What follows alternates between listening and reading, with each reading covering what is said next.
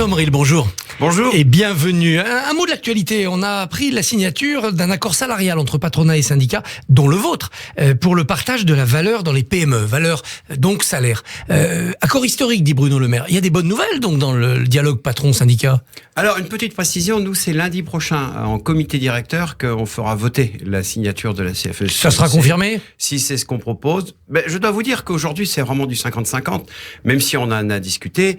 Et moi, je vais faire une proposition à mon comité directeur, dont je ne vais pas vous dévoiler ici la position qu'on a prise en bureau national. Mais par contre, je peux vous dire que l'examen de l'accord et de ce qu'il apporte est un examen qui mérite une forte attention, finalement. Parce que ce qu'on peut dire, c'est que il apporte finalement pas grand-chose, même si effectivement il y a cette possibilité ouverte pour les entreprises entre 11 et 50 salariés de négocier des accords de participation.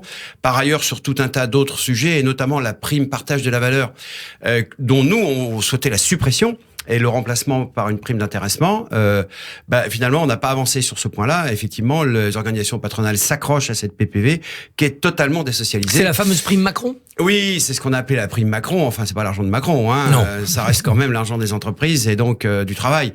Mais si vous voulez, le problème, c'est qu'elle est désocialisée. On vit actuellement un débat, je pense qu'on va en reparler, sur la question des retraites et de l'équilibre entre les dépenses et les ressources.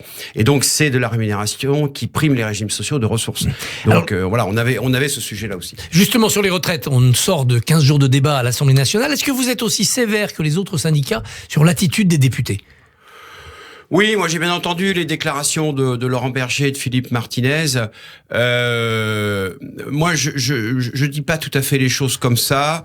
Je regrette avec eux qu'on soit pas allé à l'examen de l'article 7, parce que dans la période qu'on a vécue, la période donc du débat parlementaire, nous on a fait notre travail en intersyndical et on l'a fait aussi chacun de notre côté, d'aller voir les députés et d'essayer de les faire douter finalement, parce que chacun appartient à un camp, à un bord politique, mais par ailleurs est un élu du territoire. Donc ce sont des Français qui les ont élus, et 3 Français sur 4 ne veulent pas de cette réforme-là. Donc on était assez bien fondés d'aller les voir, d'aller vers eux, d'envoyer nos militants les rencontrer pour leur dire, écoutez, il ne faut pas voter cette réforme. Et donc le fait qu'il n'y ait pas eu de vote, c'est un peu frustrant d'une certaine façon. Mais d'un autre côté, moi, j'ai envie de renvoyer un peu dos à dos le gouvernement et les députés Renaissance et les députés de la NUPES ou de LFI. Parce que finalement, c'est quand même un peu le gouvernement, quand il a choisi une procédure parlementaire extrêmement ramassée, qui a créé les conditions finalement de ce bazar. On aurait dû, sur un projet de cette importance, avoir une procédure classique avec examen au fond, dans un délai beaucoup plus large, ce qui aurait permis justement d'intervenir sur les débats de façon beaucoup plus argumentée. C'est quand même lui qui a choisi le véhicule parlementaire du 47.1, de la loi rectificative sur un projet de loi de finances, contraint le calendrier. Alors que c'était pas justifié. Alors, c'est au Sénat maintenant. Qu'attendez-vous du Sénat? Majorité de droite au Sénat. Moi, j'attends du Sénat ce que tous les Français attendent, c'est-à-dire que cette Assemblée qui se prétend, elle a peut-être raison, un peu plus sage que l'autre, continue d'éclairer l'ensemble de la population sur cette réforme, ses attendus et ses conséquences. Nous, vous le savez, on est très très robuste en intersyndical. Nous sommes les 8 organisations totalement soudées depuis le début, et il y a aucune perspective de voir cette alliance se déstructurer, bien au contraire, puisqu'on est porté finalement par le courant de l'opinion qui est très très majoritaire. Et donc nous on a des arguments, si vous voulez. La position des syndicats n'est pas une position comme ça ex nihilo qui viendrait dire non, nous refusons la réforme par principe parce qu'elle nous demande des efforts. Pas du tout. Ce que nous disons, c'est que cette réforme n'est pas justifiée et que surtout elle a des conséquences très injustes, parce que le décalage de l'âge de 62 à 64 ans cible des populations particulières qui vont être celles qui vont être touchées pour pouvoir justement contribuer aux économies qui sont sollicitées par le gouvernement. Mais ces populations, c'est assez rarement des cadres. Les cadres, ils font des études supérieures, ils savent qu'ils vont travailler jusqu'à 65, 66. Alors pourquoi êtes-vous contre? Alors, très bonne question. D'abord, la CFE-CGC, ce n'est pas que les cadres. Ce sont les techniciens, les agents de maîtrise et les cadres. On a 150 000 adhérents dans notre organisation. On fait 600 000 voix aux élections. Avec des carrières longues dedans. Mais bien sûr, on a, si vous voulez, toutes les populations, en fait, de l'encadrement. Et je donne souvent 2 exemples. L'exemple de cet employé de banque passé cadre parce qu'il a fait une formation. Il est rentré à 20 ans, il y a 30 ans, dans une grande société bancaire. Il a fait de la formation, il s'est impliqué. aujourd'hui il occupe un poste de cadre de responsabilité, eh bien en fait, lui il est concerné par la réforme.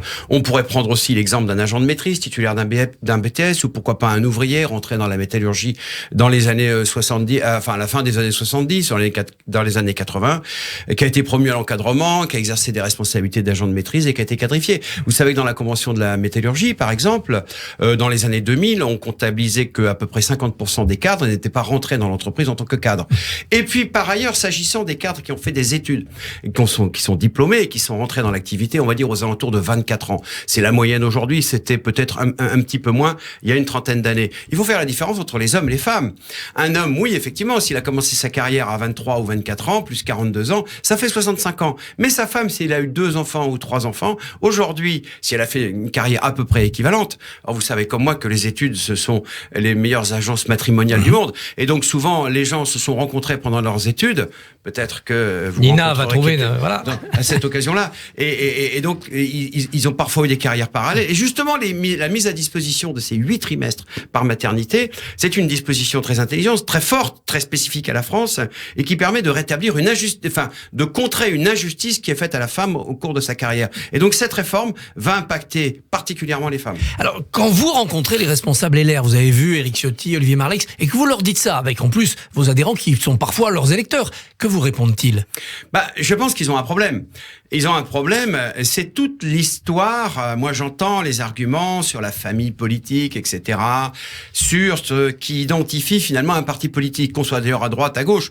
En disant cela, je ne fais pas de jugement spécifique sur la façon de conduire ou non, l'image de son parti et ce qu'on défend de façon spécifique. Moi, ce que je dis, c'est qu'il y a des circonstances qui ne sont pas les mêmes.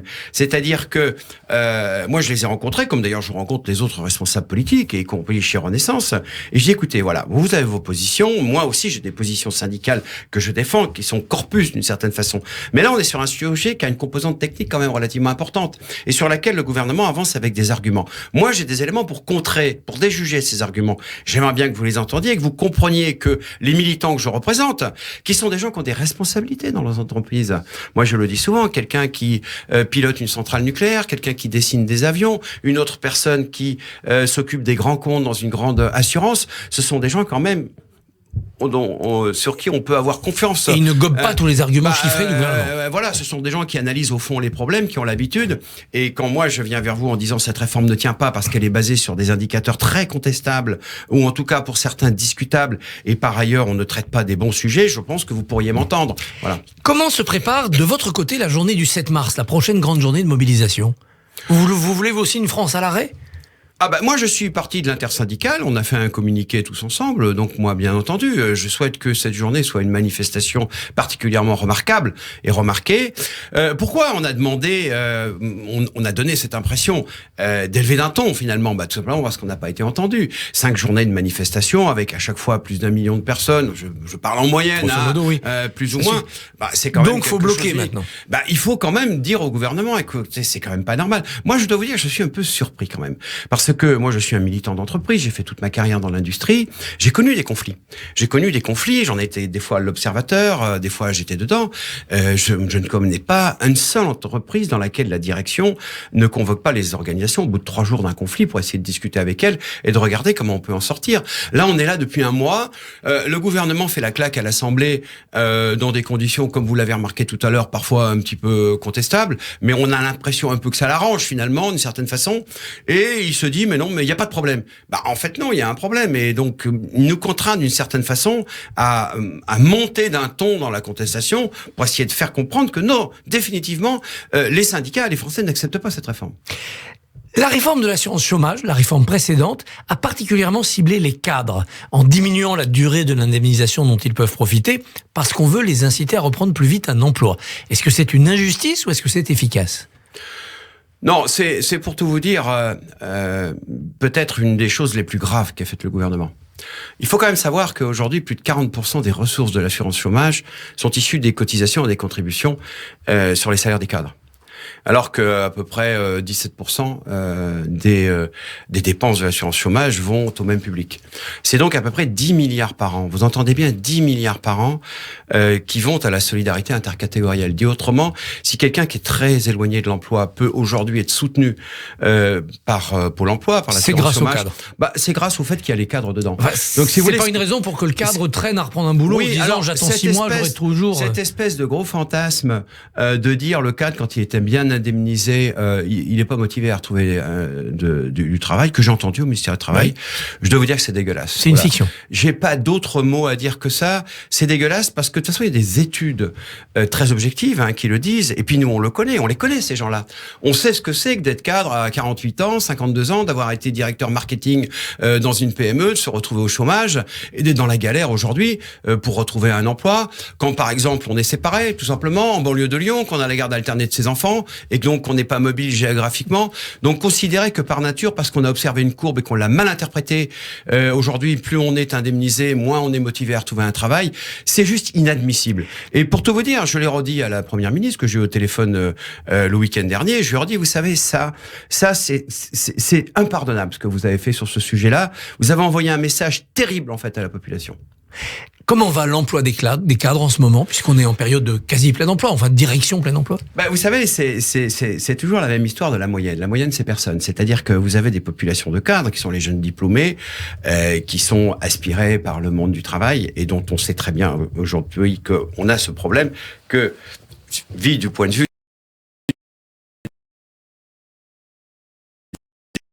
une très très bonne nouvelle. C'est-à-dire qu'ils font pression d'une certaine façon sur les marchés du travail en tentant de les qualifier un petit peu plus. Et d'un autre côté, de l'autre côté de l'échelle, vous avez des cadres qui ont fait une carrière relativement investie, qui pour certains ont été promus à l'encadrement pendant leur carrière, qui se retrouvent en reconversion à Pôle emploi. Vous savez qu'aujourd'hui, il y a 120 000 cadres de cette génération-là qui recherchent du travail et qui ont du mal à en trouver.